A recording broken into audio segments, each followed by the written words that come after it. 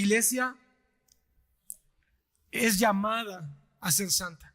El apóstol Pedro dijo: sed santos como Él es santo. Entonces, hermano, debería ser una palabra que esté de manera constante y de manera natural en nuestro vocabulario y en nuestro entendimiento como iglesia. Santificación. Ya somos santos, estamos siendo santificados y seremos santos de manera perfecta en la venida de Cristo. Pero si ya somos santos, entonces podemos con libertad llamarnos santos entre nosotros. Nos llamamos hermanos, nos llamamos a veces siervos, ¿verdad? Entre nosotros, pero nos cuesta trabajo llamarnos santos. Y la palabra dice que eso somos santos. Y tenemos que afirmar y hacer nuestro este concepto. Tenemos que hacer nuestro esta definición. Tenemos que hacer nuestro este llamado, hermano. Ya somos santos, pon atención, pero estamos llamados a ser santos también. Ya somos santos y no tenemos que tener ninguna vergüenza de decir soy santo, pero también estoy siendo llamado a ser santo. Amén. La santificación, entonces, hermano, para que vayamos aclarando, es una realidad en nuestras vidas. Ya es una realidad. Pero recuerda, no estamos hablando de la santidad falsa que se impone, que se obliga y que se pone como un estándar de vida perfecta. No. Estamos hablando de lo que la santidad significa: ser apartado, ser consagrado, estar dedicado, ponerle atención, dedicar tiempo, corazón, energía, recursos a Dios. Saber que yo ya soy santo porque el Señor ya me llamó entre muchos. Hasta lo hemos cantado. Entre muchos Él me llamó para ser suyos. Eso es lo que es la santidad. Soy de Él, pertenezco a Él, soy consagrado para Él, soy dedicado para Él. En otras palabras, si yo tengo un trabajo de carpintero, de albañil, de banquero, de abogado, de doctor, de taxista, de lechero, de lo que sea, en medio de todo eso tengo un llamado para Él. Por lo tanto, soy un albañil para Dios, soy un banquero para Dios, soy un lechero para Dios, soy un abogado para Dios, soy un padre, una madre para Dios. Entonces, todo lo que yo soy y lo que yo hago en esta tierra está emparentado o envuelto en el llamado que yo tengo como cristiano, pero no solo para ser salvo, sino para estar dedicado para Él. Es cuando toma sentido la palabra cuando dice: y todo lo que hagáis de palabra o de hecho, hacerlo como para el Señor. Eso es otra manera de decir: ustedes son santos, ustedes están consagrados. Todo lo que hagáis de palabra o de hecho, no te olvides que eres consagrado. Si tuviéramos esa mentalidad y la eleváramos, hermano, te aseguro que grandes cosas ocurrirían en nuestra vida, pero también en nuestra sociedad.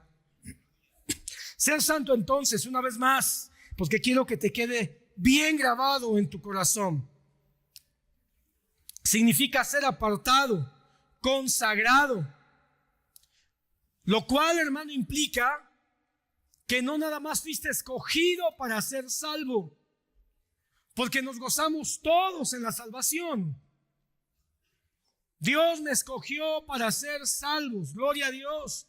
Pero tenemos que entender que no nada más fuimos escogidos para ser salvos, fuimos escogidos para ser santos. Por lo tanto, no debemos de gloriarnos solamente en nuestra salvación.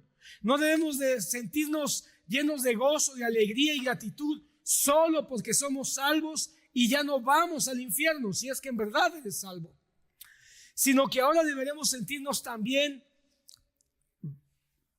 contentos, felices, gloriarnos en que hemos sido llamados a ser santificados. Mira cómo lo dice Pablo en primera carta a los Corintios capítulo 1. Mas por obra suya, estoy en el versículo 30. Primera a los Corintios, capítulo 1, versículo 30. Mas por obra suya estáis vosotros en Cristo Jesús. ¿Por obra de quién? ¿Por obra de quién? De Cristo, de Dios. Amén, del Padre. Entonces, ¿de quién somos obra? Mas por obra suya estáis vosotros en Cristo Jesús. Quiere decir que no es nuestra obra. Quiere decir que no llegamos a Cristo por obra nuestra. Esta no es nuestra obra. Esta no es el resultado de nuestro esfuerzo. Mas por obra suya estáis vosotros en Cristo Jesús, el cual se hizo para nosotros sabiduría de Dios y justificación, ¿y qué? Y santificación, ¿y qué más? Y redención, para que tal como está escrito, el que se gloríe, ¿qué cosa? Se gloríe en el Señor. Quiere decir que esta obra que es suya, por la cual ahora estamos en Cristo Jesús, es una obra de la cual debemos gloriarnos. ¿Qué es gloriarse? Gloriarse es llenarse de orgullo, hermano. Un orgullo santo. No un orgullo de soberbia ni de vanidad, sino un orgullo que viene de que me siento tan satisfecho. Pero dice, pero hágalo en el Señor, porque nada es tuyo. Es una satisfacción, pero no de algo que hicimos nosotros, sino de lo que Dios hizo en nosotros. Es una alegría que nos produce tanta felicidad, pero no de algo que hicimos nosotros, sino que Dios hizo en nosotros. ¿Pero qué es lo que hizo?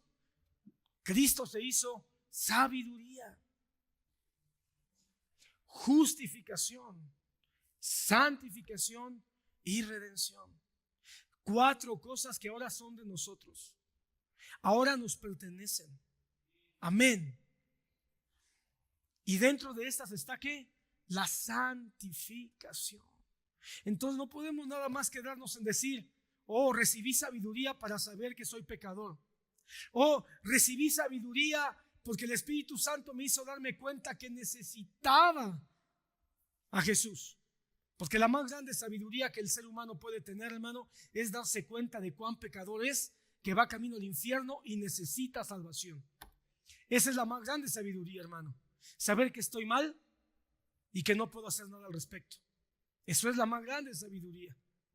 Saber que no puedo y que necesito que alguien lo haga por mí. Pero dice que eso no lo hicimos nosotros. Nadie es sabio en su propia opinión. Así que somos sabios porque el Espíritu Santo alumbró nuestro entendimiento. Y ahora venimos a la justificación, que es la cruz del Calvario. Y confesamos que en la cruz del Calvario nuestros pecados han sido clavados y que ahora por la sangre derramada en la cruz del Calvario tenemos vida eterna. Y eso lo hizo Jesús. Pero dice el Señor, pero no nos quedemos ahí, porque Él también se hizo ¿qué? Santificación. Él también murió para darnos santificación, transformación, cambio de vida, apartarnos para ser diferentes y por supuesto redención. Y la redención engloba todo esto, hermano. Bueno, Juan Calvino, hermano, el gran reformador del siglo XVI, lo dijo en otras formas, lo dijo con otras palabras. Mira lo que Juan Calvino dijo, citando, por cierto, este mismo texto. Pon atención. ¿Por qué? En forma de pregunta, ¿por qué pues somos justificados por la fe? Porque a través de la fe nos apropiamos de la justicia de Cristo, por la cual solamente somos reconciliados por Dios. Mas no podríamos hacer nuestra la justicia sin apropiarnos también de la santificación, pues Él nos ha dado como sabiduría, justicia, santificación y redención, por lo cual Cristo no justifica a nadie sin santificarlo al mismo tiempo. Cristo no justifica a nadie sin santificarlo al mismo tiempo. Y esto es algo que debemos aprender bien, hermano. Lo acabamos de leer en Corintios 1:30 y 31. No hay justificación sin santificación. ¿Qué significa? Que aquel que es justificado de manera natural tiene que ser llevado a la santificación. No puede ser de otra manera. Aquellos que no han leído a Calvino, no han leído a Agustín de Hipona, tampoco han leído bien al apóstol Pablo. Porque las doctrinas de la gracia no son ese pensamiento absurdo de que ya soy salvo y ahora hago lo que se me pegue la gana, al fin que ya soy salvo. Esa no es el corazón de las doctrinas de la gracia. El corazón de las doctrinas de la gracia es aquel que ha sido salvo va a ser llevado a la santificación. Pero no va a ir solo en esta santificación, sino que el Espíritu Santo lo va a acompañar. Entonces, la santificación ya es una realidad de nosotros, pero ahora hay que expresarla en nuestra vida personal. Hay que evidenciarla en medio de la sociedad en la que vivimos. De modo, hermano, que la vida toda del hombre, del creyente, del cristiano, su vida toda se convierte en un incesante, lo que dijo el hermano Héctor, una incesante muestra de adoración a Dios. Que nuestra vida sea un himno, que no solo cantemos himnos, sino que nuestra vida sea un himno de adoración a Dios. A eso tenemos que llegar, hermano. Y es aquí, hermano, donde se hace necesario, sí, nuestro entendimiento, pero también nuestra participación. Es aquí donde está el reto de la santificación progresiva. Porque ¿cuál es el gran reto de la santificación? El gran reto de la santificación es que nosotros participamos en ella. Porque, hermano, la santificación no es un problema para Dios. La santificación no es un problema para Cristo, que ya nos la dio por medio de su muerte. La santificación es un reto porque estamos nosotros metidos en ella. En otras palabras, el gran estorbo de la santificación somos nosotros.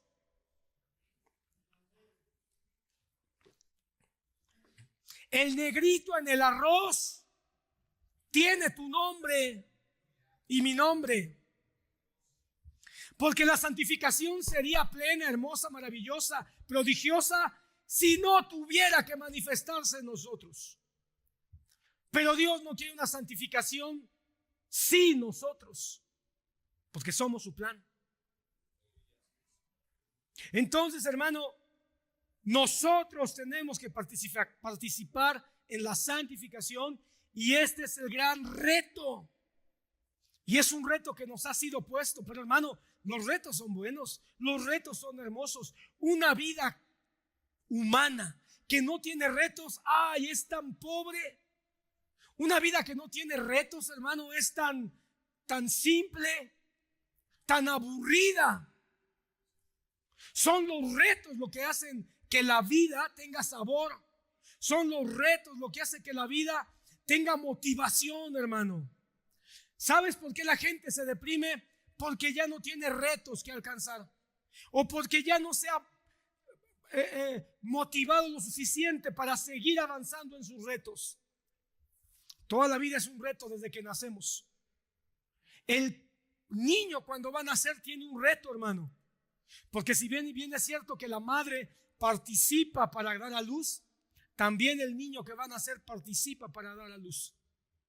Y hay algunos niños que participan más que otros desde el vientre de la madre, y hay otros que no. Hay otros que no hacen nada y el doctor tiene que abrir la panza y sacarlo porque el niño no hace nada, ¿verdad? Pero desde ahí comienza el reto. Desde que uno empieza a llorar comienza el reto. Me encantan, hermano, los niños cuando tienen 1 año, están empezando a caminar, hermano, y la mamá lo quiere agarrar y el niño le hace así. El reto es mío, ¿ah? El reto, lo que está diciendo el niño todavía no habla, pero el niño quiere caminar y le hace así a la mamá, y la mamá lo quiere agarrar y le hace así. Lo que está diciendo el niño es, el reto es mío. Claro, cuando se da el sentón, el niño estira la mano para que la mamá lo ayude. O hay algunos que no, ¿verdad? Se caen y siguen diciendo, yo me paro solo. Porque tienen una actitud de, yo tengo un reto. Y se para y camina y se vuelve a caer. Pero yo no conozco hasta el día de hoy, un adulto de 20, 30 o 40 años que al año o al año y medio de nacido se cayó y después de 20, 30 años sigue en el mismo lugar donde se cayó hace 30 años o 40 años. Eso sería absurdo, sería tonto. Hasta el día de hoy todos los niños que se caen 1, 2, 20 veces se levantan. Porque el reto es seguir adelante. El reto es levantarse. Está en su naturaleza. Así que no podemos nosotros concebir el reto de la santificación ni como algo malo, ni como algo perverso, ni como algo incómodo solamente. Es un reto y el reto es una bendición. Y tenemos que levantarnos y tenemos al Espíritu Santo que nos va a ayudar en nuestras debilidades. Tenemos al Espíritu Santo que prometió estar con nosotros todo el tiempo, instruirnos, acompañarnos. Tenemos al Espíritu Santo, hermano, que cuando no sabemos, entonces Él lo hace. ¿Has leído ese pasaje? Y nosotros no sabemos orar como conviene. Pero el Espíritu Santo gime por nosotros, ora por nosotros, intercede por nosotros con gemidos indecibles. Entonces la bendición es que como un niño que está aprendiendo a caminar, a correr, a comer, tiene un reto, pero no está solo, va acompañado. Y el padre y la madre, hermano, de repente saben que tienen que dejarlo solo. Está aprendiendo a comer y tienen que darle primero, pero después tienen que dejar que el niño agarre la cuchara. Y el niño no la agarra bien, no tiene buena técnica, ¿verdad? Se va a batir la cara, se va a bañar en la sopa. Pero pasan dos cosas. Número uno, es bueno dejarlo que intente, porque el reto es suyo. Cuando ya empieza a entender de qué se trata el comer. Y número dos, hay que estar con él alrededor para ayudarlo si se complica la cosa y para limpiarlo después. Ese es el reto de la santificación. El Espíritu Santo nos acompaña, nos pone retos, nos permite que a veces caigamos, a veces nos ensuciemos, pero el reto es de nosotros. Y después nos va a ayudar a perfeccionar la técnica, el propósito, y nos va a limpiar. Pero es un reto, hermano, la santificación. Y es un reto donde ahora nosotros tenemos que participar. Porque si bien es cierto que al niño hay que limpiarlo, también después hay que enseñarle a que él mismo se limpie.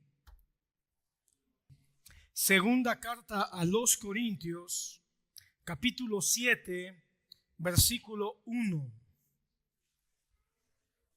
Por tanto, amados, teniendo estas promesas, limpiémonos de toda inmundicia de la carne y del espíritu, perfeccionando la santidad en el temor del Señor. ¿Te recuerdas al apóstol Pedro, Jesús limpiando de los pies? Y cuando llega con Pedro, Pedro le dice, no, ¿cómo haces eso? No me limpies. Yo debería hacerlo. ¿Y Jesús qué respondió? Hey, deja que lo haga. Deja que lo haga. ¿Y qué respondió Pedro? Límpiame todo entonces. Y Jesús dice, ya están limpios por la palabra, pero tienen que limpiarse los pies. Lo que está diciendo el Señor es, ya hay una obra de limpieza en ustedes, pero es imperfecta. Tienen que estar constantemente limpiándose.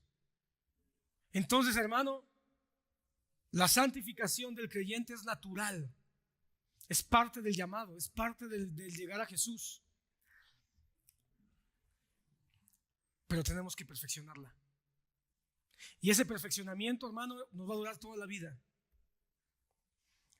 Y ese perfeccionamiento, hermano, no es una línea ascendente todo el tiempo. Hermano, aquellos que han logrado perfeccionar una técnica en cualquier área del conocimiento o del arte, se tuvieron que equivocar muchas veces. Así que el perfeccionamiento no es hacer todas las cosas siempre bien. El perfeccionamiento en la vida humana, no en Dios, Él es perfecto porque Él es perfecto. Pero en la vida humana el perfeccionamiento es cometer errores, fallar, caerse, batallar, luchar. Yo no sé si tú sepas que detrás de la Mona Lisa, el cuadro más famoso de la historia, con aparatos más modernos se dieron cuenta, una especie de radiografía le hicieron a esa pintura, y se dieron cuenta que atrás de esa pintura hay como 3 o 4 bocetos de Leonardo da Vinci. Eso significa que Leonardo da Vinci, antes de llegar a lo que hoy se conoce, hizo 3 o 4 que no le gustaron y que los tuvo que ocultar. Y la obra que hoy se conoce como la máxima expresión de la pintura tuvo sus errores, tuvo sus fallas, tuvo sus imperfecciones. De alguna manera tenemos que entender así nuestro caminar. Pero, siguiendo este símil, Leonardo da Vinci no desistió. Hizo el boceto, 5 bocetos, no sé cuántos, no le gustó, corrigió líneas, corrigió rasgos, corrigió colores, pero fue consistente, no se rindió. Esa es la santificación. Pero yo quiero que notes, limpiémonos, ese es el punto importante. Participamos. La santificación tiene participación de nosotros. La santificación tiene participación. Limpiémonos de toda inmundicia de la carne y del espíritu. Y no hay tiempo para hablar todo lo que significa la carne o la inmundicia de la carne. Pero obviamente habla de prácticas, de costumbres, de hábitos. La santificación entonces es un llamado, hermano, que el Espíritu Santo nos está haciendo. Si es un llamado en el cual tenemos que aprender. No lo sabemos. Tenemos que aprender. Tenemos que ser dóciles para aprender. Ay, hermano, de aquel que dice: yo ya tengo todo lo que se necesita para ser cristiano. Ay, de aquel que dice y se sienta y dice: nadie me puede enseñar ya más nada, porque yo ya lo aprendí todo lo que se necesita. ¿Sabes quién es ese? Un fariseo con una santidad falsa. Tenemos que estar dispuestos a aprender con gozo, porque la santificación es un llamado a aprender todo el tiempo. Y cada vez que aprendemos, yo no sé tú, hermano, pero hasta el día de hoy, cada vez que yo aprendo algo, me lleno de gozo. Me siento agradecido de haber aprendido algo nuevo. En todos los términos, hermano. Por supuesto, lo que me llena más de satisfacción es cuando aprendo algo relativo a Dios o a su palabra. Pero aún en otras áreas, hasta las más simples, digo: oh, hoy sé algo que no sabía, y eso me da alegría. Hermano, la santidad que se aprende es algo que podemos disfrutar, que podemos disfrutarlo. Pero para que eso ocurra, tenemos que arriesgarnos, esforzarnos y activarnos. En otras palabras, tenemos que participar, hermano. Hermano, la santidad del creyente, ya lo dije, la santidad natural a la que estamos siendo llamados a semejanza de Cristo, no son las imposiciones religiosas, sino el gozo de un corazón agradecido, sensible. Es el resultado de estar viendo a Dios, hermano, un poco más cada día.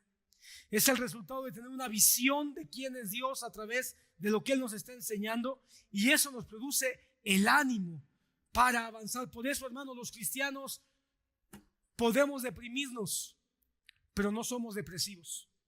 Hermano, el cristianismo por naturaleza no es depresivo. El cristianismo por naturaleza es positivo.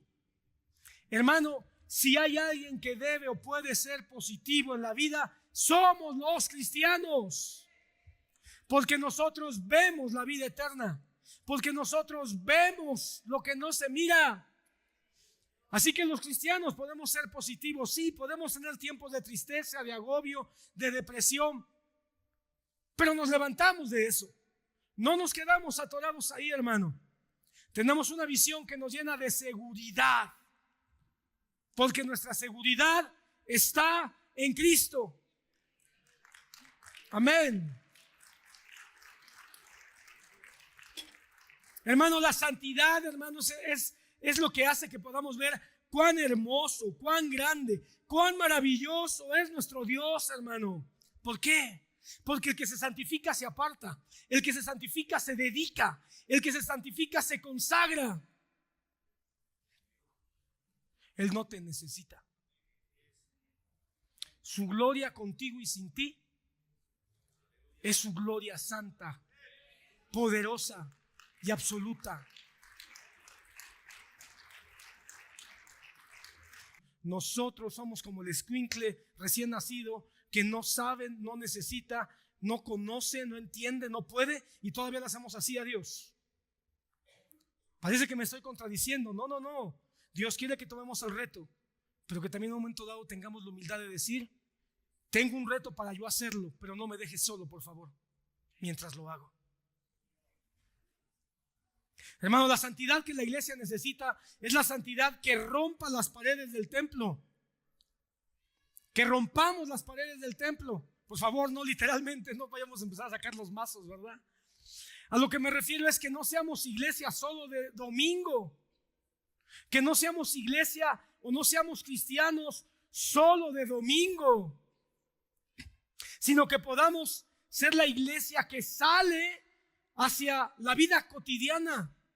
Que seamos cristianos que están modelando la santidad, trabajando la santidad, tomando el reto de la santificación en nuestra casa, con nuestros hijos, con nuestros padres, con nuestros cónyuges, en nuestro trabajo, con los que nos rodean, como ciudadanos, hermano, influyendo con nuestra forma de vida santa a los que nos rodean, aún a los que están en contra de nosotros. Hermano, la santificación que la iglesia necesita y que el mundo también necesita es la santidad de los bienaventurados. ¿Cuáles son los bienaventurados? Cuando tú lees las bienaventuranzas, hermano, en Mateo: bienaventurados los que lloran, bienaventurados los que sufren, bienaventurados los que tienen sed de justicia, bienaventurados los que son perseguidos. Bueno, nosotros somos los bienaventurados porque todo eso somos nosotros, ¿sí o no?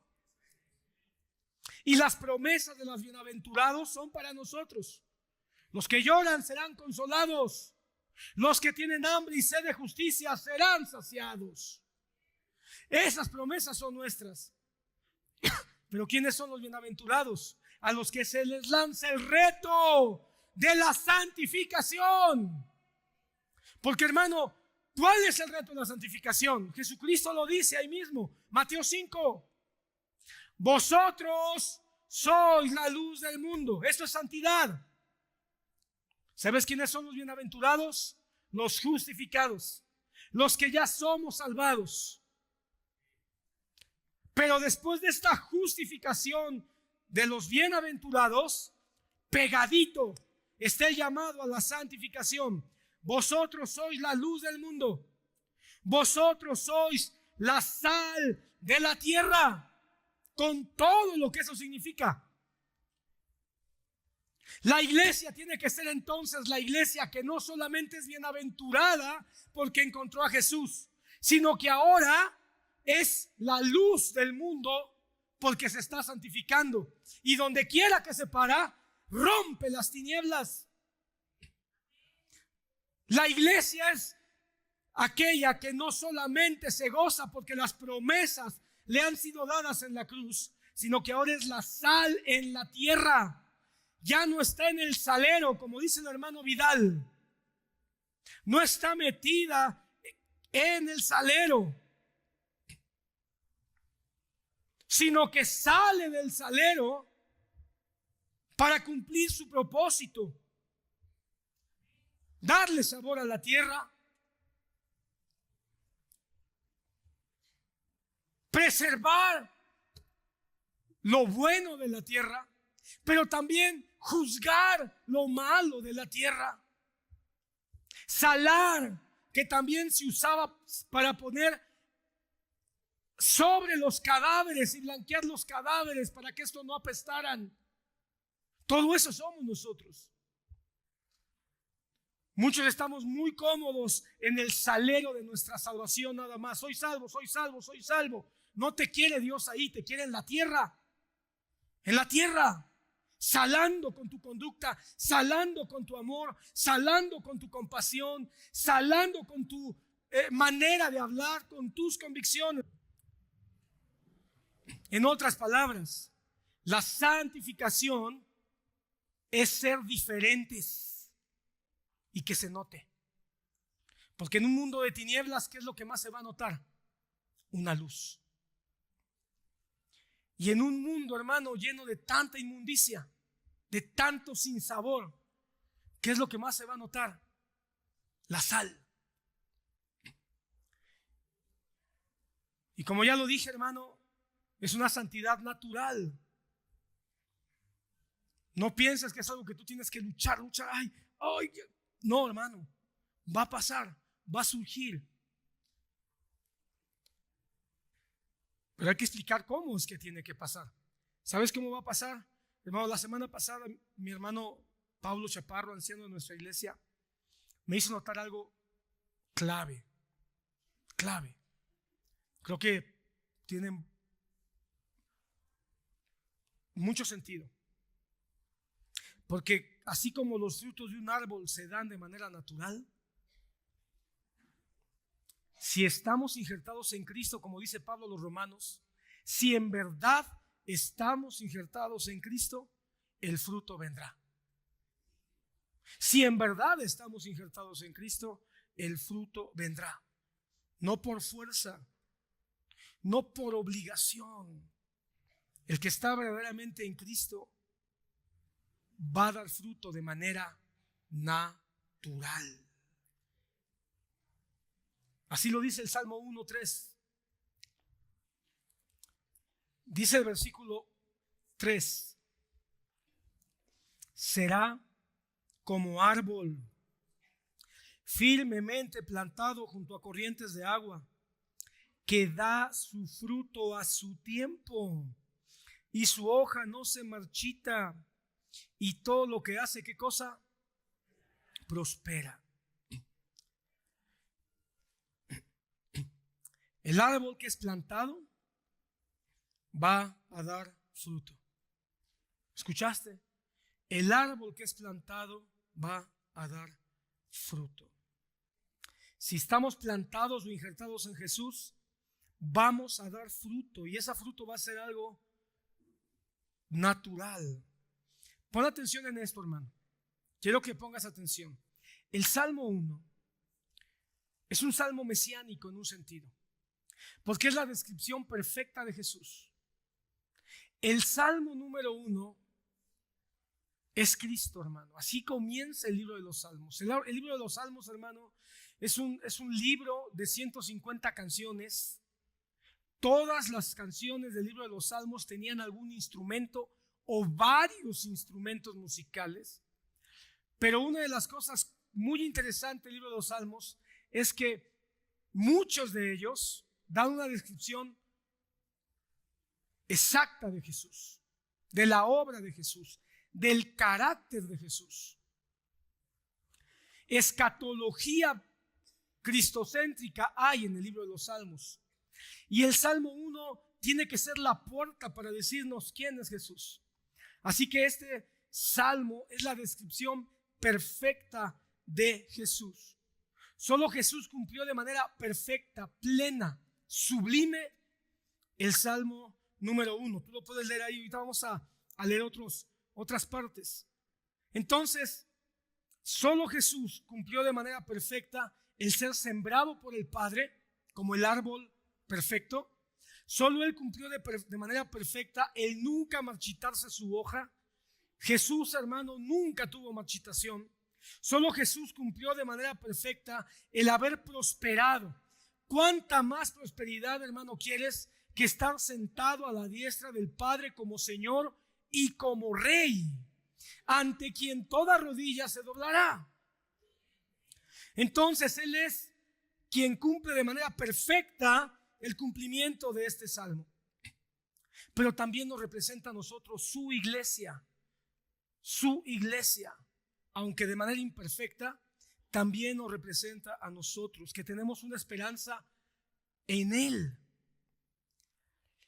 ¿Por qué de manera imperfecta? Porque si bien es cierto que nosotros hemos sido plantados, si nosotros hemos sido plantados, entonces vamos a fructificar. Pero en este camino hacia la fructificación, la realidad es que nuestras hojas sí se marchitan. Como cristianos a veces nos sentimos marchitos, a veces nos sentimos más secos, a veces sentimos que perdemos algo. La realidad, hermano, es que muchos de nosotros sentimos que no estamos prosperando.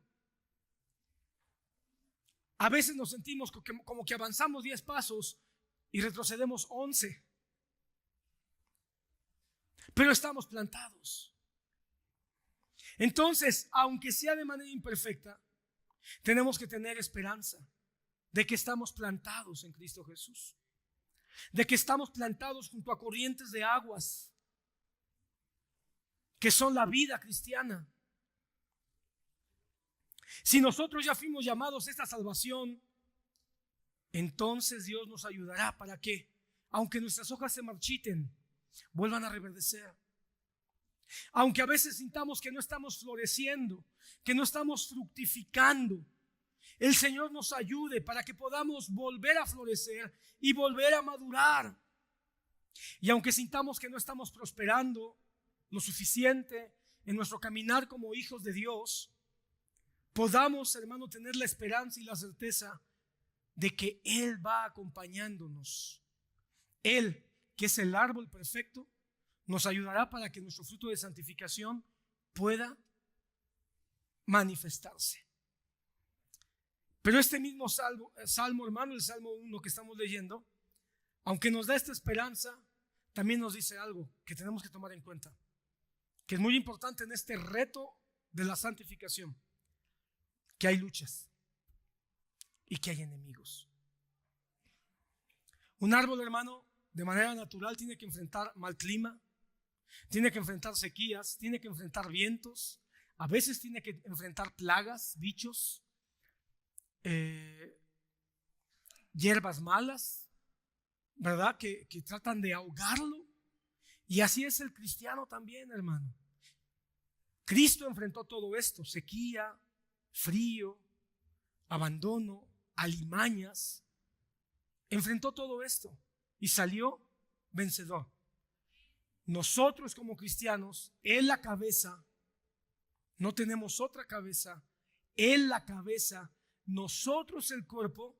Aunque enfrentemos lo que enfrenta la cabeza, vamos a vencer como la cabeza, que es nuestro Señor, ha vencido. Así que, hermano, atento, tienes un llamado maravilloso, un reto prodigioso que nos debería de emocionar. Pero va a haber luchas, a veces tiempos de confusión, a veces tentaciones. Mira cómo lo dice el Salmo 1 en el versículo 1. Cuán bienaventurado es el hombre que no anda en consejo de impíos, ni se detiene en camino de pecadores, ni se sienta ¿en qué? En silla de escarnecedores. Según la versión, algunas versiones dicen distinto. Pero mira, hermano, de entrada nos dice 3 cosas que son estas alimañas, estas plagas. Dice que nuestra santificación se tiene que enfrentar al consejo de los impíos. ¿Quiénes son los impíos? Aquellos, hermano, la palabra piedad precisamente tiene que ver con la santidad. Así que un impío es por naturaleza un enemigo de la santidad. Un impío es aquel que conoció aquello que es bueno, correcto, digno, y se apartó de eso, o se aparta de eso. Y los impíos, hermano, nos van a querer seducir con sus ideologías, con sus filosofías, con sus modas, con sus tendencias. Son consejos, mira, consejos de impíos. Y hermano, ¿quién no anda buscando consejo? Pero pon cuidado en donde encuentras o buscas consejo. Porque todos necesitamos consejos, todos. Porque todos nos encontramos en encrucijadas. Desde niños, hermano, tenemos encrucijadas. Desde niños, llegan nuestros hijos y le decimos, a ver, te voy a comprar algo, ¿qué prefieres? ¿Una paleta de hielo o un chocolate? Y el niño ya está en una encrucijada. ¿Qué quiero? ¿Qué quiero? ¿Qué quiero? ¿Qué quiero? ¿Paleta o chocolate? ¿Qué quiero? Y te dice, dame un consejo. No te lo va a decir así, ¿verdad? Que se te diga, ¿tú qué dices, papá? Y tú le dices, bueno, pues si tienes sed, pues a lo mejor una paleta de hielo, pero si quieres algo más dulce, a lo mejor un chocolate. Y él está en la encrucijada. Y a lo mejor le pregunta a su hermano, oye, ¿tú qué harías? Está buscando un consejo. Por supuesto, esto tan absurdo va tomando énfasis más crítico cuando uno crece. Estamos casados y empiezan las luchas, las batallas, los desacuerdos y necesitamos un consejo. ¿Y a quién se lo vas a buscar? ¿Al impío de tu amiga divorciada? ¿Al impío de tu amigo adúltero que dejó a sus hijos? Oh, yo tengo un problema con mi esposa, no sé qué hacer. ¿Tú qué harías? Pues mira, yo dejé a mi esposa y mira, estoy feliz como una lombriz en agua puerca. Literalmente, ¿verdad? Pero dice que los cristianos nos enfrentamos a buscar consejos de impíos. Y muchos jóvenes están buscando consejos de impíos en sus celulares. Se están tragando lo que les dicen las redes. Y porque está en las redes piensan que es correcto. Hermanos, los impíos hoy están en las redes. Hermano, hoy todo el mundo quiere ser influencer y piensan que ser influencer es algo bueno. Hubo un tiempo donde llamarse consejero tenía una connotación de honestidad y nobleza. Hoy llamarse consejero tiene connotación de riesgo y de peligro, hermano. Porque ahí están los influencers que lo único que quieren es ganar dinero, hacerse ricos a costilla de todos los jóvenes ilusos y torpes. Pero también hay muchos adultos que ahí estamos como bobos, buscando el consejo de los impíos en vez de estar de buscar el consejo de Cristo. Ahí están, hermano, los consejos de las ideologías de LGTB, de las ideologías feministas, de las ideologías pro aborto. Y esas ideologías, hermanos, se han metido a la iglesia. Y la iglesia, en vez de santificarse, buscando ser un árbol plantado junto a corrientes de aguas, terminamos nos tragando los consejos de los impíos. La voz, la opinión de la moda, de la tendencia, del qué hacen los demás. Pero dice también el camino de pecadores. Quiere decir que los cristianos, hermano, en este reto de la santificación vamos a tener que andar en camino de pecadores. Hermano, no es algo que puede pasar, va a pasar, ya está pasando. No pienses que es algo que a lo mejor lo vas a poder evitar, no. Te vas a enfrentar a consejo de impíos y ahí la santificación tiene que florecer. Vas a caminar en camino de pecadores que nos van a seducir con sus placeres temporales, con sus inmoralidades. Van a buscar que nos acomodemos a sus costumbres impuras y abandonemos la senda de la vida. Camino de pecadores tiene que ver con toda la búsqueda de lo que satisface la carne y no le da gloria a Dios. Los pecadores van a buscar que seamos una iglesia religiosa, limpiando el vaso por fuera, pero lleno de basura y de podredumbre por dentro. Llenamos nuestra mente de pornografía, llenamos nuestra mente de robo, llenamos nuestra mente, hermano, de violencia. Pero nadie se da cuenta porque lo hacemos como los sacerdotes en tiempos de Ezequiel, dentro de nuestras recámaras.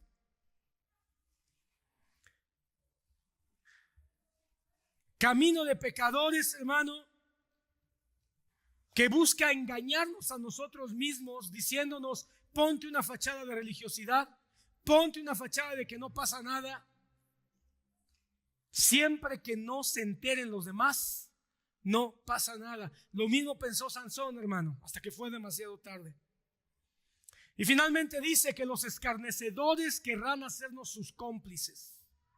Los escarnecedores, otras versiones dicen los burladores, los que se burlan. ¿Sabes quiénes son los escarnecedores? Los que se regocijan en la violencia y se regocijan en el mal que le pasa al prójimo. Todos aquellos anarquistas, sarcásticos, estos son de los que habla el apóstol Judas cuando dice: no respetan la autoridad ni la conocen y se burlan de las potestades ignorando lo que significan.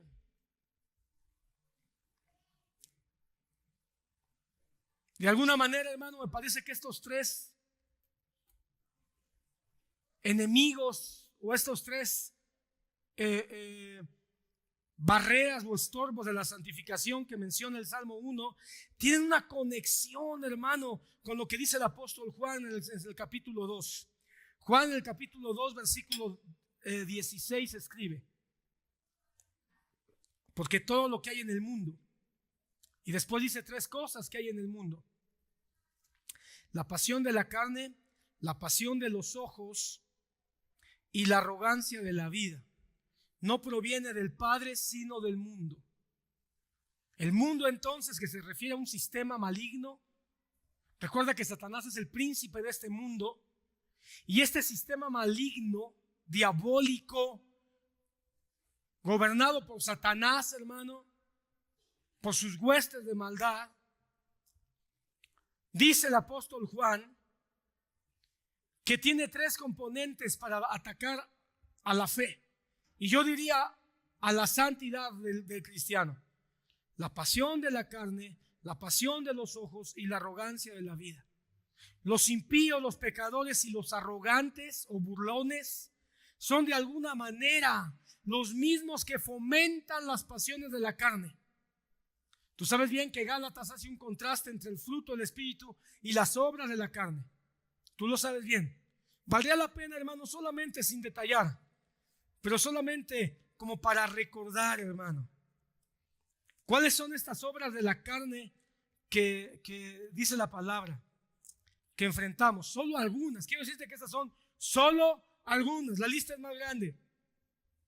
Ahora bien, versículo 19, capítulo 5 de Gálatas: ahora bien, las obras de la carne son evidentes, se notan, no hay que buscarlas, no hay que rascar, ahí están: inmoralidad, impureza, sensualidad, idolatría, hechicería, enemistades, pleitos, celos, enojos, rivalidades, disensiones, sectarismos, borracheras, orgías y cosas semejantes. Como que el apóstol Pablo dice: para que no me vengan con sus cosas de bueno, lo que yo hago no está en esa lista. Él lo abre: y cosas semejantes. Y ahí la lista, hermano, se hace enorme. No te pongas serio. No está pasando nada, hermano. El tema de hoy es positivo. ¿Sabes qué? Cuando nos hablan de la carne, eso pasa. Así, miren, esa es la cara que ponemos. No están hablando de mí, no se trata de mí, se trata de Eliadado. Y nuestro fariseo nace o surge. Nuestro fariseo que traemos todos nace y decimos: ahí te hablan. Pero no te preocupes, ya lo dije, hermano, somos árboles plantados. Esa es nuestra fe y nuestra esperanza. Pero como todo árbol plantado, hermano, enfrentaremos consejos de impíos. Andaremos en camino de pecadores y los escarnecedores nos querrán hacer sus cómplices. Así que no te preocupes, todos estamos metidos en el mismo enjuague. Algunos están más metidos escuchando los consejos de los impíos. Algunos otros están más envueltos en prácticas pecaminosas. Algunos otros quizá ya son cómplices de los escarnecedores y no respetan autoridad, se burlan de todo mundo. Pero estamos ahí todos, hermano. ¿Y sabes qué es lo que hoy el Espíritu Santo espera? No que digamos buena enseñanza, qué bueno, no, que digamos yo estoy allí. Yo estoy escuchando consejos de impíos. Yo estoy caminando en camino de pecadores. Yo ya me hice cómplice de todos los escarnecedores. Estos, hermano, el mundo, con las pasiones de la carne, la seducción de los ojos y la búsqueda egoísta, soberbia, arrogante, lo que están buscando, ¿qué es? Pon atención. Precisamente eso, que no escuches. Que digas, eso no es para mí, es para alguien más. Están buscando frenar, hermano, a la iglesia. Están buscando corromper a la iglesia de Cristo. Están buscando hacerla caer. Por siglos Satanás ha usado esto. Por siglos el enemigo ha usado esto, hermano. Por siglos. Están buscando que el pueblo de Dios no avance, que se detenga, que el pueblo no hable, que la iglesia cristiana se sienta juzgada, acusada, avergonzada y ya no hablemos.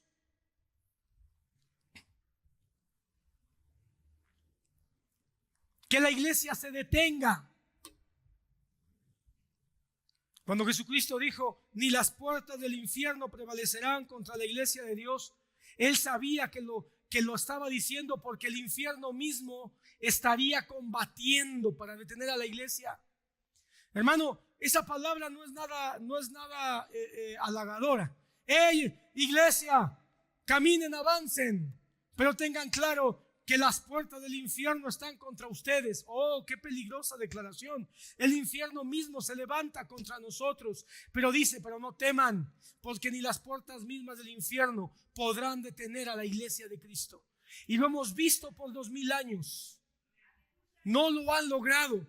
¿Será que en esta época, hermano, donde los impíos, los escarnecedores y los pecadores hoy están entrando a la casa, hoy por medio de nuestras manos y de nuestros ojos, están entrando y les estamos facilitando? ¿Será que la iglesia va a sucumbir ante el Twitter, TikTok, Instagram? ¿Va a ceder ante las filosofías LGTB, ante las filosofías pro aborto? ¿La iglesia va a ceder ante toda esta violencia que nos rodea? ¿O se va a levantar? ¿Tú qué eres? Caramba, ¿qué cosa eres? ¿Eres iglesia? Porque si tú no eres iglesia, cambiemos el tema mejor. Y hablemos de la necesidad de que tú seas iglesia. Hermano, hoy hay muchos emisarios modernos de Satanás, como hubo emisarios en el Edén. Y en el Edén, hermano, ese ser llamado serpiente fue, ¿cómo se dice? Metido, incrustado, infiltrado. Y empezó a decirles a Adán y a Eva una filosofía nueva, diferente, impía.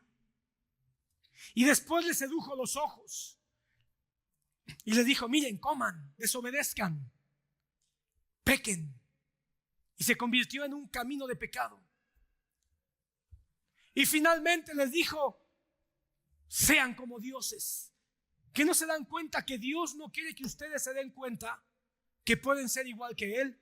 Y les dijo, afrenten la autoridad, búrlense de la autoridad, violenten la autoridad, sean escarnecedores de lo que Dios es. Y Adán y Eva escucharon la voz de los impíos, se acomodaron en el camino del pecado, se hicieron cómplices de los escarnecedores siguieron el gusto de sus ojos, buscaron alimentar su carne, fueron arrogantes queriendo ser igual que Dios.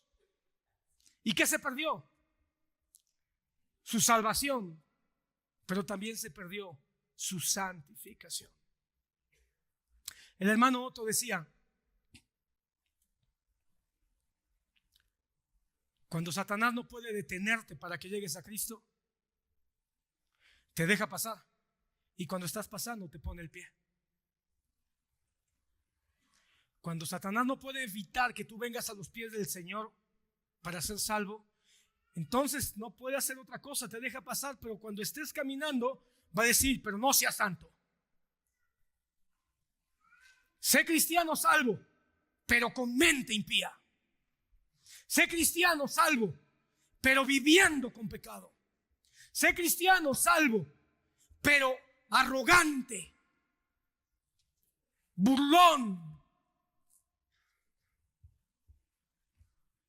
violento con la autoridad. Tienes todo el potencial escondido dentro de ti, hermano. Pero tienes que entender, Satanás no quiere que ese potencial surja. Quiere que te quedes en el salero. Ahí no eres peligroso. La sal en el salero no es peligrosa. Es más, hasta es decorativa. ¿Cuántos no tienen sus saleros bien bonitos? Sal del Himalaya. Y así en un salero bien bonito. ¿Pero qué dices? No, para ocasiones especiales. No. Que sea sal del Himalaya me importa poco. ¿De qué sirve que sea sal del Himalaya si no hace lo que se supone que tiene que hacer? Pobre cristiano. Ay, qué triste. Con la doctrina, con la sana doctrina, con los dones del Espíritu, pero guardado en el salero de su templo.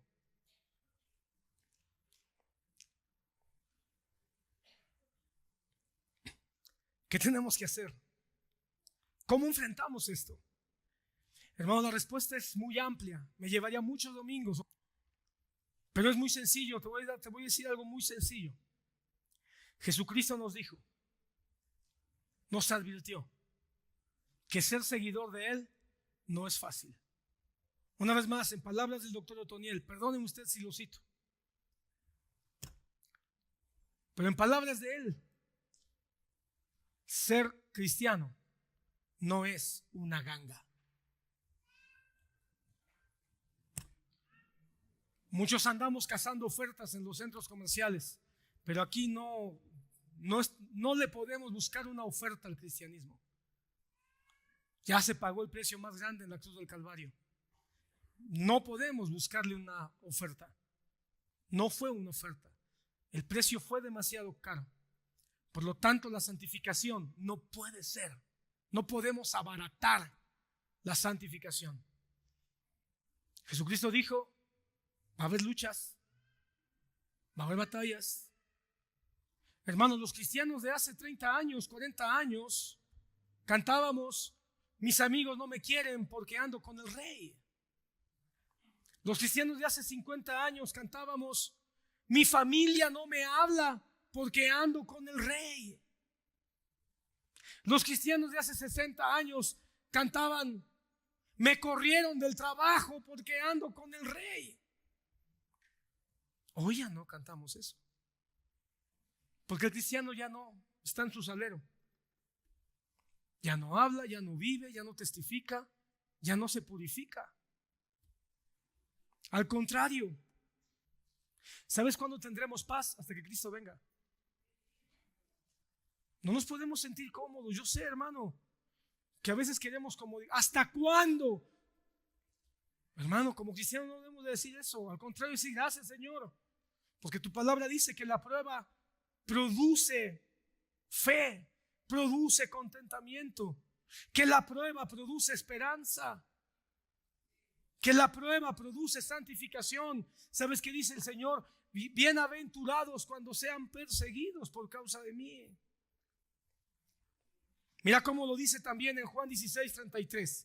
Yo les he dicho estas cosas para que en mí hallen paz. En este mundo afrontarán aflicciones. Hermanos, si alguien quiere renunciar, renuncia ya. Después de leer esto, estas son las letras chiquitas del Evangelio. Si después de leer las letras chiquitas alguien dice, ay no, por favor, qué miedo, yo no quiero aflicciones. Hoy renuncia.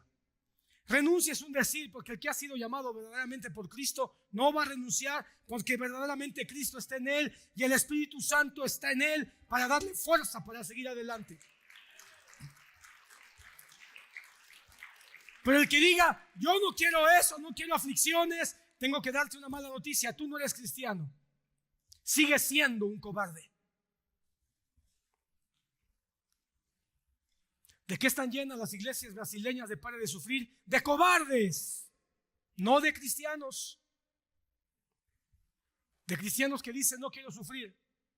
Cuando Cristo dijo, en este mundo tendréis aflicción, chino. Entonces, ¿dónde no tendré aflicción? En el reino eterno, cuando venga el Señor en su segunda venida.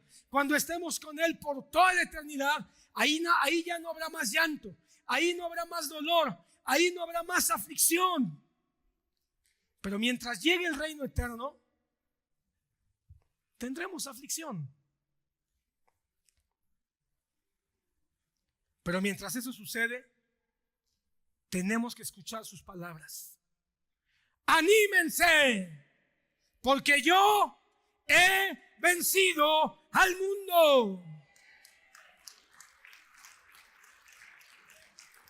Anímense, dice esta versión.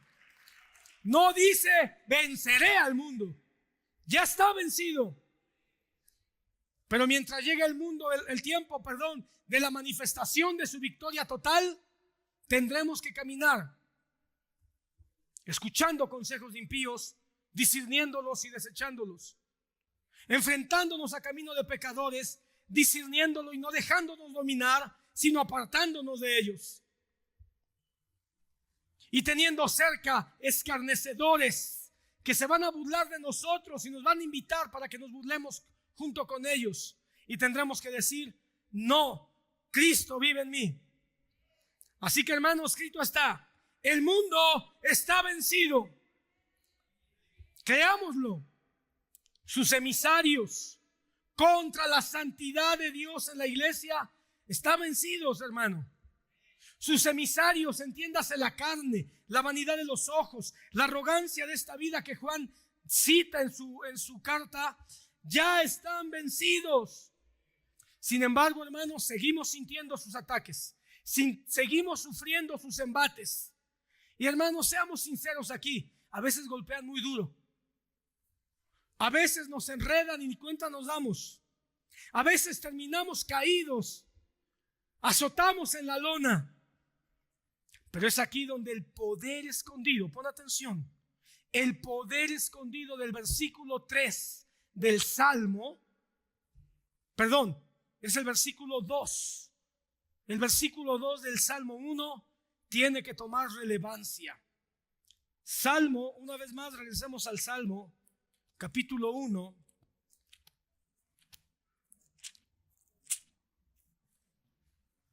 Versículo 2. Sino que en la ley del Señor se deleita. Estoy leyendo la Nueva Versión Internacional. En la ley del Señor se deleita y día y noche medita en ella. ¿Estás aquí, hermano? El gran reto de la santificación del creyente, hermano, no es abandonar el pecado en última instancia. Tú puedes pensar que hasta aquí lo que te estoy diciendo es pelear contra el pecado, lucha contra el pecado. Y sí, ciertamente estoy hablándote de eso, pero no es la ruta primaria. Porque tal vez tú puedes pensar, ay, entonces es bien difícil, entonces esto es algo muy tremendo, es algo muy complicado. No, la ruta es otra. La ruta no es frontal contra el pecado, no es frontal contra los escarnecedores, no es frontal contra la carne. Pon atención aquí, hermano, esto es muy importante. No dice aquí que el hombre bienaventurado que no anda en consejo de impíos, que no se detiene en camino de pecadores y no se sienta en la silla de escarnecedores, está peleando contra ellos. Está en constante enfrentamiento contra ellos. No, la ruta es otra. Y una vez más me recuerdo lo que el hermano Otoniel decía. No combatamos la mentira, prediquemos la verdad. En otras palabras, dediquémonos a lo que conviene. Y en este caso, ¿qué es? La palabra del Señor. El gran reto de la santificación, entonces, el gran reto se fundamenta en tomar la herramienta o el arma, en palabras del apóstol Pablo, para lograr vencer, para lograr avanzar, para lograr santificarnos de una manera verdadera. ¿Y qué cosa es esta arma o esta herramienta? La bendita palabra de Dios. Si el cristiano, en vez de estar ahí diciendo, ay, ya no tengo que hacer esto, ya no tengo que hacer lo otro, tengo que portarme de tal manera que se den cuenta que yo sí soy bueno, nos dedicáramos más tiempo a la palabra, a conocerla, a leerla. Por consecuencia natural, lo otro ocurriría. Porque estamos hablando de un fruto natural. ¿Qué es lo que se hace para que el árbol crezca sano? Abonarlo, darle agua, ponerlo a la luz del sol, darle algunos nutrientes a la tierra. Hermano, si tú quitas la mala hierba del árbol, por un tiempo va a parecer que está bien, pero la mala hierba va a venir de nuevo. Si tú ves que tiene algunos bichos el árbol y tú le quitas las alimañas, los gusanos, los insectos, por un tiempo va a parecer que está bien. Pero si tú vas a la tierra, si tú vas al abono, si tú vas a los minerales que necesita, si tú la humedeces, entonces la mala hierba no va a volver a crecer. Entonces los insectos no van a estar ahí porque el árbol por sí mismo va a tener los nutrientes para combatirlos. Por eso no podemos buscar la santidad falsa, que es la santidad fariseica. La santidad fariseica es solo formas, solo quitar de vez en cuando los gusanos, quitar de vez en cuando la mala hierba, pero no atiende la tierra, no atiende el agua, no atiende los nutrientes, no atiende los minerales. Ese es el fariseísmo. Solo imposiciones, vístase así, haga así, hable así, póngase así, no haga esto. Solo prohibiciones, solo imposiciones. Ese evangelio, hermano, no ha funcionado. La gente termina frustrada, termina amargada, termina incluso, hermano, hasta expulsada del evangelio. ¿Estás aquí, hermano? Si hasta este momento no has puesto atención, te lo tolero, pero a partir de este momento quiero aquí tu atención. El gran reto de la santificación es tomar la herramienta de la palabra de Dios con seriedad, con seriedad. Históricamente, hermano, pon atención, históricamente, en la medida que la iglesia ha abandonado la palabra de Dios, en esa medida se ha desviado. De manera proporcional a como se han apartado de la palabra, proporcionalmente, hermano, han terminado de entregarse a mentiras religiosas, a excesos místicos, a supersticiones, a fantasías, a inmoralidades, a prácticas horrendas de pecado y de corrupción, hermano. Así que, hermano, el gran reto de la santificación está en regresar a la palabra inspirada de Dios, sabiendo que la Biblia hoy para nosotros es el gran guardián que tenemos. Es el ayo, como dice el apóstol Pablo, porque el Espíritu Santo va a hablarnos a través de ella. La santa y bendita palabra no nada más nos declara la verdad del evangelio, no nada más nos declara la salvación por medio de Cristo. Escucha, sino además la bendita palabra de Dios nos infunde vida, le da aliento al alma que se siente caída, nos fortalece ante los retos que se presentan, nos da certeza en los tiempos de oscuridad, despierta nuestro espíritu, hermano, y nos capacita. Pero también nos muestra la belleza del Dios que tenemos para enamorarnos siempre de Él. Nos muestra la grandeza de su poder para confiar más y más en Dios. Y en consecuencia, santificarnos para Él. Yo te decía, hermano, de estas grandes pinturas que hay en los museos de arte. Y cuando tú pasas rápido dices, está interesante, sin verla, ¿verdad? O a veces dices, qué aburrido, qué aburrido. Pero cuando tú das 2, 3 pasos atrás y lo miras todo y te consagras 10 minutos o 15 minutos y empiezas a mirar con detalle cada ángulo, cada parte, cada personaje, cada color, cada aspecto de la luz o de la sombra, lo que sea, te enamoras de esa pintura y le tomas sentido. Y entonces dices, wow, ya entendí. Empiezas incluso a ver la historia. ¿Cuál es la historia que hay aquí? Y entre más tiempo le dedicas, entiendes por qué el autor le puso, ya entendí por qué le puso como le puso esta pintura. Pero mientras tú no te consagras, pero mientras tú no le dedicas tiempo, tú no sabes, tú no entiendes. La única manera de ver al gran Dios soberano, excelso, prodigioso, es a través de la palabra de Dios. Juan Calvino decía, ¿cuál es el propósito del cristianismo? Conocer a Dios para después conocernos a nosotros mismos. Pero no podemos conocer a Dios sino solo con la Biblia. John Piper, un teólogo de nuestros tiempos, él escribe, ¿qué es la santidad? Si no es primero atesorar tanto el valor y la belleza de Dios, de manera que todo lo mundano pierda su atractivo. Y no hay otra manera de lograr valorar la belleza de Dios para que lo mundano pierda su atractivo, sino hacer lo que dice el salmista. En la ley del Señor está su deleite, y en su ley medita de día y de noche. Eso fue lo primero que hizo Satanás. Lo primero que hizo Satanás fue quitar la palabra de Dios. Con que Dios dijo, lee tu Biblia. Capítulo 2 y 3 de Génesis. Dios dijo, mira, desautorizando la palabra. Así comienza la seducción diabólica. Dios dijo, ¿dónde dijo? ¿Por qué dijo? No hagas caso. No es importante lo que Dios dijo. Es importante qué sientes. Es importante qué piensas. Es importante qué necesitas. No lo que Dios dijo.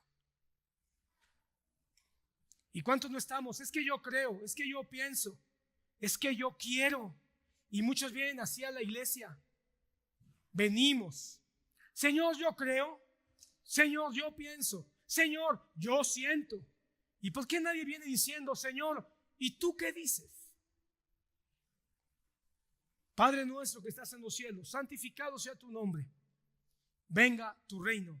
Hágase tu voluntad en la tierra como en los cielos. Y después de haber dicho todo eso, el pan nuestro.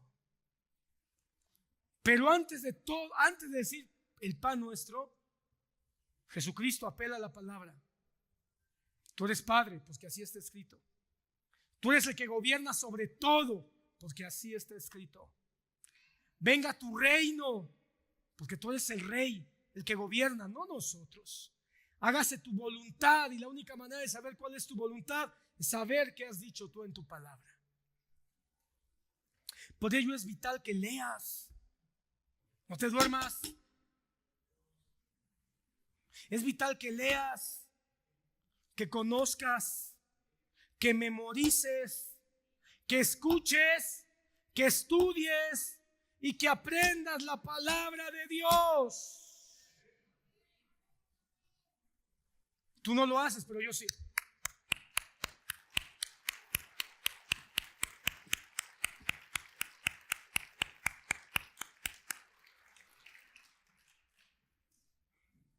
Dos cosas enfatiza, dos verbos enfatiza el salmista. Número uno, se deleita, se deleita, se deleita, se deleita. Hermanos, ¿cuántos se deleitan leyendo la Biblia? Apenas 5, hermano, apenas 5. ¿Sabes qué es deleitarse? Cuando alguien se deleita en algo, lo hace despacio. Cuando alguien se deleita en algo, hermano, lo saborea. Pensemos en comida, pensemos en algo que bebemos. Hermano, la Biblia no es una Coca-Cola que te tomas solo porque tienes sed y te la avientas rápido. No, no, no, no, no. La Biblia, hermano, es un plato que se debe de disfrutar desde que lo ves. Dirás, hermano, que estoy loco, hermano, pero yo no solo leo mis Biblias, las huelo. Literalmente, hermano, las huelo. Y yo te podría mencionar 2 o 3 Biblias que tengo en mi librero que huelen diferente. Conozco su aroma y te pudiera mencionar, pero no valdría de nada que solo las huela, ¿verdad? Si no las leo. Pero a lo que me refiero es que el deleite comienza, hermano, cuando tus sentidos están inmersos en lo que ves, en el plato, en los colores, en el sabor. Y cuando tú encuentras algo que es delicioso, lo mantienes el mayor tiempo posible en tu paladar. Muchos ya vienen a la iglesia hasta sin Biblia, caramba. Muchos ya no traen su Biblia. Es que la traigo en mi celular. No me vengas con tonterías. Una Biblia en tu celular es una más de tus aplicaciones. Quizá yo entendería que alguien diga, es que mi Biblia está en mi celular, si comparando las horas que tú pasas en tu Biblia, en tu celular, superan 5 veces o más el tiempo que pasas en WhatsApp. Solo así entendería que se justifica que tú me digas, tengo la Biblia en mi celular. Pero no me vengas con tonteras. La Biblia en tu celular es un accesorio que de repente usas, pero no es la esencia. Y Dios quiere que nuestra Biblia tenga un papel esencial en algún momento de nuestra vida o de nuestro día. Se deleita, se goza, lo disfruta. Hermano amado, lee tu Biblia con emoción. Introdúcete en ella con gozo y con expectación. Imagina, por favor, hermano, imagina cuando estás leyendo. Imagina. Usa tu imaginación. Imagina cómo sería David. No está mal que uses tu imaginación. No caigas en los clichés que te enseñaron o que has visto en películas. Tú imagínatelo. ¿Cómo lo describe la Biblia? Imagina cómo sería ese momento. Pregúntate con curiosidad. No tengas pena y no digas, no, ¿cómo voy a cuestionar la Biblia? No, pregunta, Señor, ¿qué es esto? ¿Qué significa? ¿Por qué dice esto tan raro o tan fuerte? Pregunta con curiosidad. Pregúntale a Dios qué quieres que aprenda y deleítate.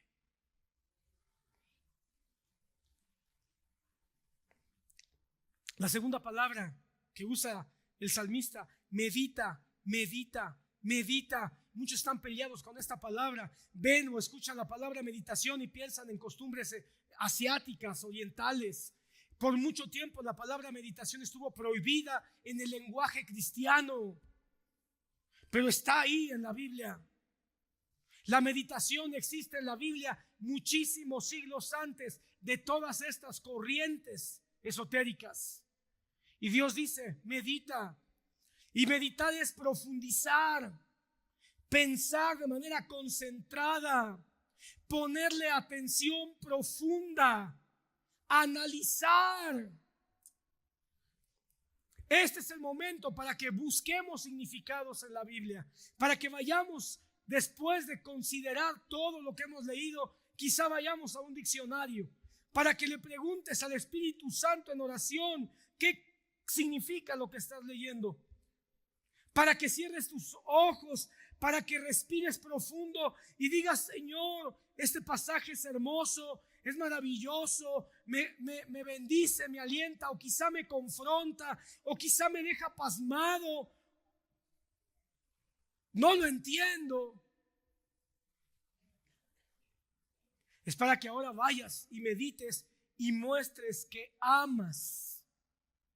No nada más comer chilaquiles con huevo cada mañana, sino que amas más deleitarte. Aunque sea, hermano, en un versículo. Te aseguro que puedes deleitarte en un versículo.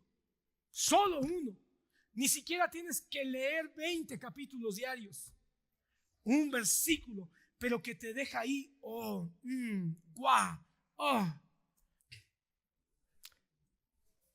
Hermano, el llamado a la santidad es natural, pero es natural desde el Dios, no desde nosotros. Como no es desde nosotros, vayamos a Dios. Y la palabra nos dice que su palabra es fundamental. Dice que el árbol está plantado junto a corrientes de aguas. Y las corrientes de aguas donde Cristo nos habla es su bendita palabra. Entendamos, va a tomar tiempo. No va a ser rápido. El fruto no está, hoy siembro la semilla y mañana ya tengo. No, hermano.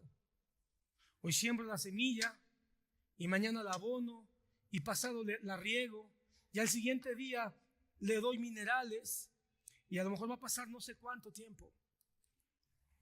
Se necesita tiempo, dedicación y cuidado. Reguemos entonces la semilla de nuestra santidad con la palabra de Dios, que es lo fundamental. Abonémoslo con la disciplina de los medios de gracia. Seamos disciplinados con los medios de gracia, hermano. No sé cuántos se acuerdan cuáles son los medios de gracia. Hay que revisarlo. La oración, el ayuno, el congregarse, la Santa Cena, el bautismo en agua, la alabanza y la adoración.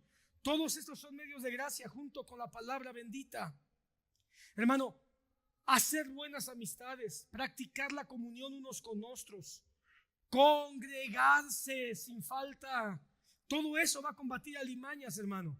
Todo eso nos va a ayudar a tomar conciencia y fuerza para que de manera natural abandonemos prácticas mundanas. Trae a tus hijos al culto de jóvenes.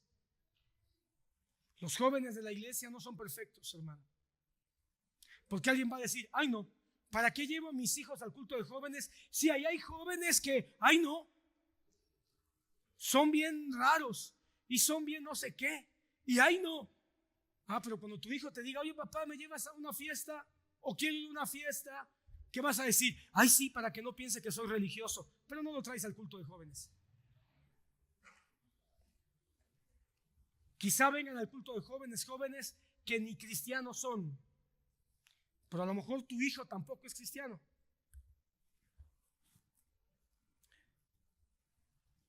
Entonces, hermano, terminemos. La oración constante, apegarme a la palabra de Dios, la determinación consciente de alimentar mi vida espiritual con todo lo que ya dije, me va a permitir soportar, pelear, combatir y vencer a estos obstáculos que mi santidad tiene. Y mi hermano, puede estar seguro que tarde o temprano, quizá de manera imperfecta, quizá de manera, ¿cómo se puede decir? Intermitente, pero el fruto de la santidad va a brotar en ti. En forma de paz, de perdón al prójimo, de paciencia, de bondad, de fe, de mansedumbre, de confianza, de honestidad, en fin, todas estas cosas. Y cuando eso ocurra, todos lo van a ver. Porque el fruto, así como dice la palabra, evidentes son las obras de la carne, también el fruto no se puede esconder. Pero no nada más para satisfacción de los que lo miran, sino todavía mejor, para la gloria y la alabanza del dueño de la tierra o del sembradío donde estamos sembrados. Escucha, hermano, eres salvo. Eres salvo. Y si en verdad eres salvo, el fruto de la santidad va a aparecer en tu vida. Pero tienes que atravesar la tormenta. Tienes que atravesar la tormenta. Confiar en que Dios va a tu lado para que puedas lograrlo. Concluyo. Entiende esto, hermano, por favor. El llamado que tenemos a ser santos, en conclusión, es un llamado a ser diferentes. Es un llamado a no conformarnos al mundo. Es un llamado a no ser igual a los que no conocen a Cristo. Es un llamado, ya lo dije, a ser diferente. ¿Qué significa eso? Pensar diferente. Vivir diferente. Hablar diferente. Y disfrutarlo. Que cuando te digan, oye, se me hace que tú eres un evangélico. Y aunque te lo digan de manera sarcástica, en vez de sentirte ofendido, tú digas, aleluya. No sé qué vieron, pero algo se notó, qué bueno. Que lo disfrutes. Que no sea una imposición. Que no te sea un peso. Ay, tengo que ser bueno. No tienes.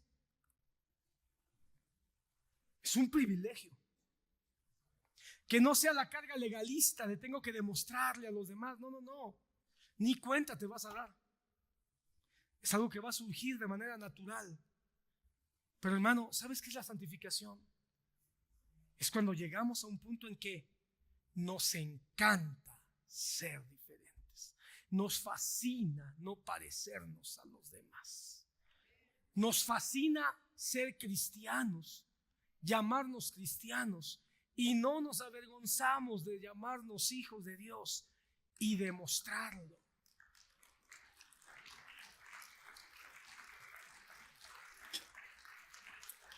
Hermano, amamos no parecernos.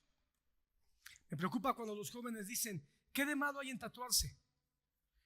Es que no es si es bueno o es malo. Ojalá todo fuera así, pero no es bueno ser malo. Es, ¿en qué me hace diferente? ¿Qué de malo hay en tener novio o novia antes de casarnos? O tener sexo antes de casarnos. Ahí sí podemos hablar de un pecado, pero el asunto no es qué hay de malo o bueno, sino qué es lo que me hace diferente. Pero yo amo ser diferente. Amo no parecerme a ningún otro. Amo y valoro que el resto me mira diferente porque tengo convicciones.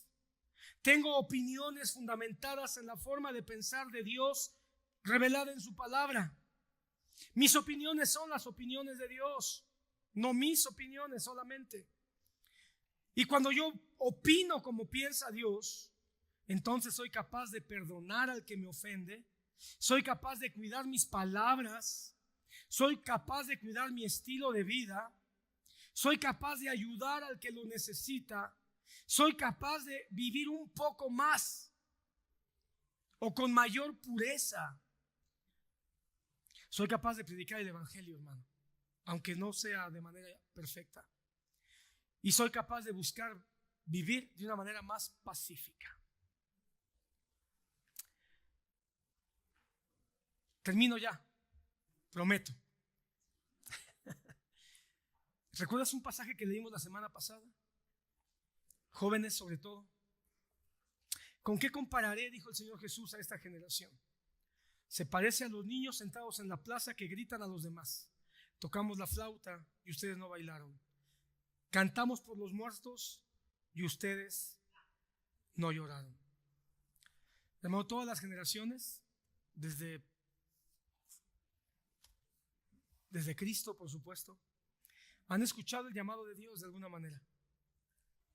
Y ese llamado no es nada más ven y sé salvo. Ese llamado es ven y sé santo. Y hoy, hermano, será porque nos ha tocado vivir en este tiempo, pero yo te digo, el llamado a la santidad nunca ha sido tan fuerte y tan necesario como ahora. Esta generación debe de escuchar el sonido de la flauta. Y el sonido de la flauta te dice, gózate. El sonido de la flauta te dice, sé feliz siendo cristiano. El sonido de la flauta te dice, baila, porque eres hijo de Dios. Y que se mire una santidad llena de gozo, una santidad llena de alegría, una santidad que disfrutas, para que el mundo diga, yo quiero el gozo que tú tienes. Para que el mundo te pregunte, oye, ¿tú por qué tienes gozo? ¿Tú por qué tienes paz? Y en tu corazón tú puedas decir, porque he escuchado la flauta que me dice, eres amado, no estás solo, tienes todo lo que se necesita. Pero también una generación que escuche el sonido de la endecha. Y el sonido de la endecha es una música triste. Una generación que también sea sabia y sensible para sentirse triste por el pecado, para que pueda llorar y lamentarse porque todavía, aunque no practique el pecado de manera sistemática, todavía se tropieza y ofende a Dios.